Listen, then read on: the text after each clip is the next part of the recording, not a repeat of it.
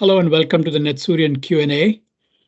Is it possible to improve security without actually having a security team? Or anytime the word security comes up, is it always no budget, no budget, no budget? Well, here's the problem. Budget is always an issue, and of course, security is a cost center, whereas management typically cares about profit centers or revenue generating activities, and security is not really that. And in any case, if you had all the money in the world, is it possible that you could actually find people to do what is it that needs to be done? So very often security is shoved on the IT as yet another task to done who feel that they are under-resourced and overworked. So absent budget and skills, is it a lost cause or is there something that actually can be done that doesn't require a formal security program or yet another new tool or to procure some outsourced service? Let's take a look. By the way, a shout out to Helen Patton of CISOHelen.com for this idea. But one thing that you can do is look at cleaning up data. If you've got data that is not necessary, then it opens you up to liabilities.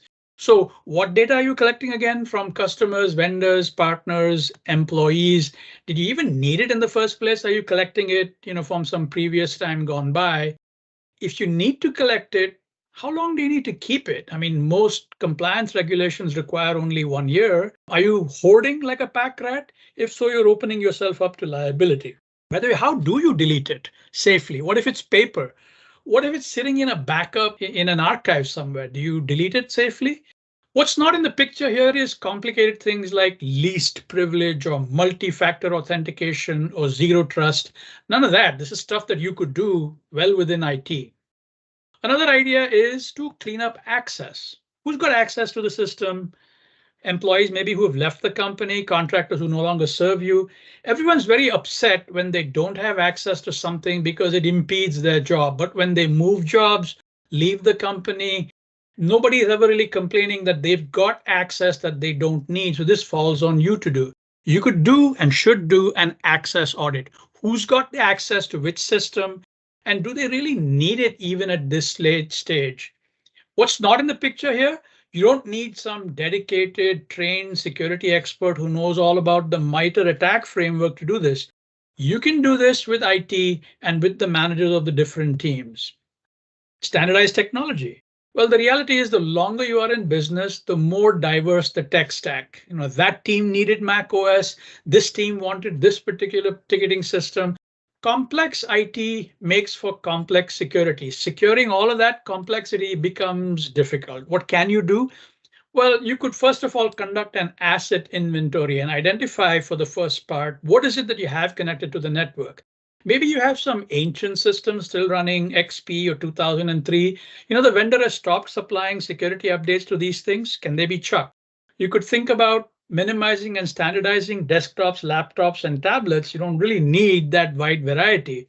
Maybe you have duplicate tools. You're using more than one CRM from the old days, or more than one ticketing system, or more than one email. Think about narrowing it down. Now, we know we talk about single point of failure, but then security is the other side of that coin. What do you not need for this? You don't need any fancy compliance training on the latest PCI DSS version 4.